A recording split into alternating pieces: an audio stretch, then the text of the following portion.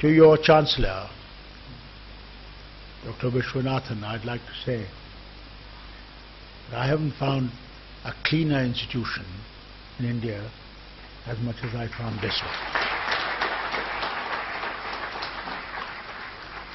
And I hope you all will keep it like this. And to all the other speakers who spoke here, Professor Narayanan, Mr. Natarajan, Pro-Chancellors, Vice-Chancellors, to the directors, the staff of this university, and students of this university. I'd like to say I'm grateful to Dr. Vishwanathan to have invited me to this place.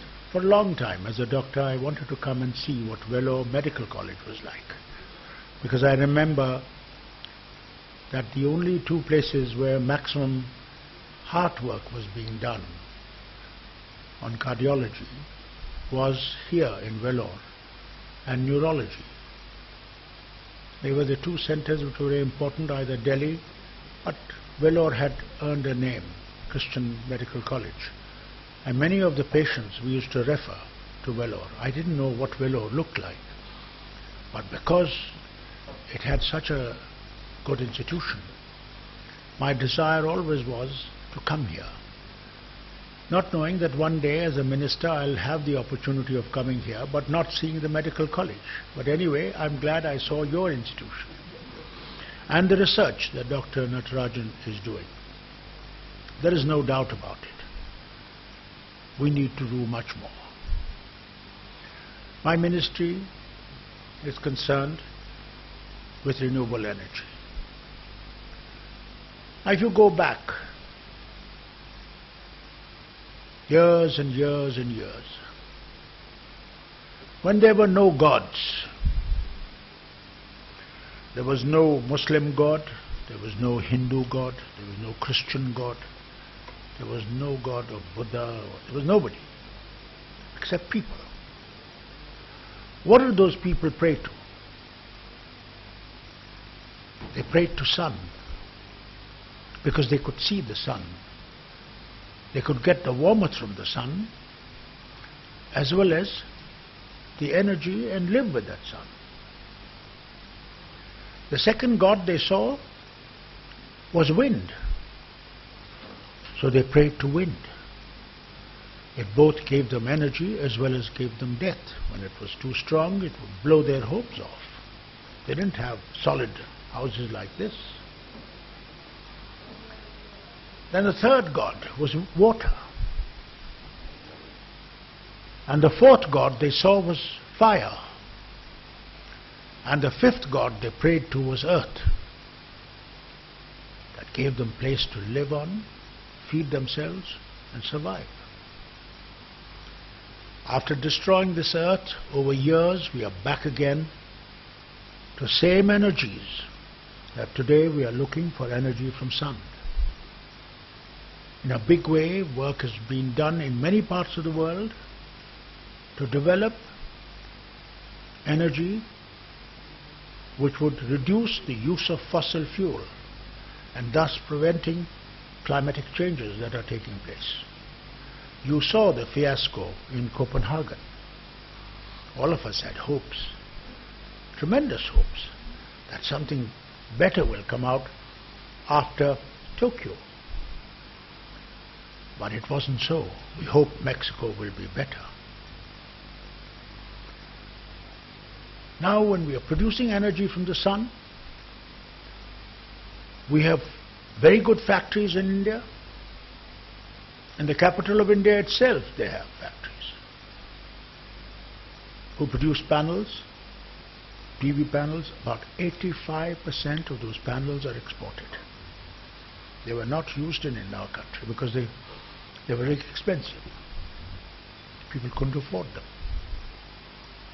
We hope now, with the new solar mission that has just been announced recently in January by the Prime Minister, Dr. Manmohan Singh, the solar mission has given further boost to this energy. And we hope, by the grace of God, that we'll be able to have by 2022 20,000 megawatts from solar energy. The first 3 years are critical for us because it's a new beginning.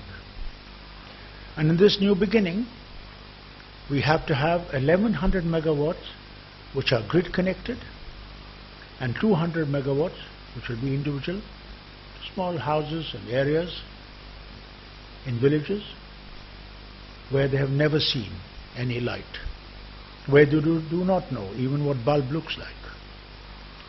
But here comes our major problem. Our major problem is storage of this energy. Today we store them in batteries. Many are conventional batteries where you have to have distilled water.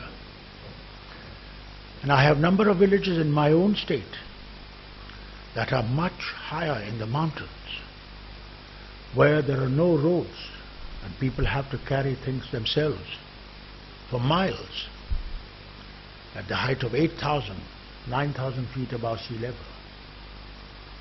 Now there, they don't know about distilled water.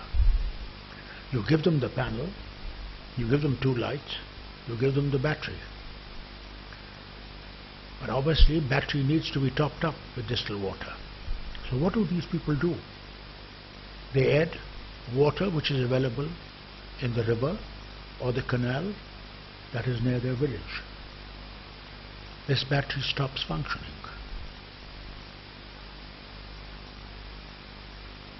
The battery which does not use water are expensive.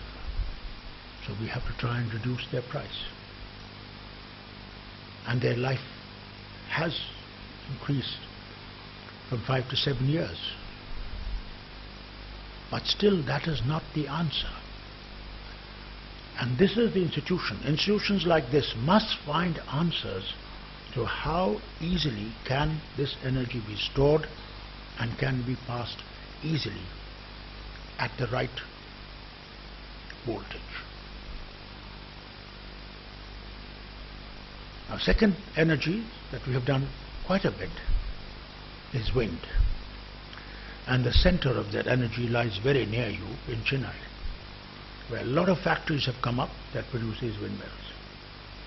But in states like mine, or hill states, where roads are very narrow, you have to go through tunnels, carrying such huge windmills is not possible.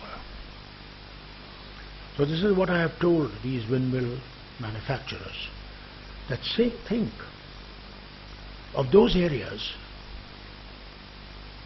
which are far off. Now in Ladakh, which is just near Tibet, Army alone uses 1,200 crore rupees of diesel every year. Not to speak of the common population that gets power only for 4 hours, the amount of diesel they use. And all this diesel has to be transported from Mumbai. Look at the cost that nation has to bear. And then the environmental hazards that follow burning of this.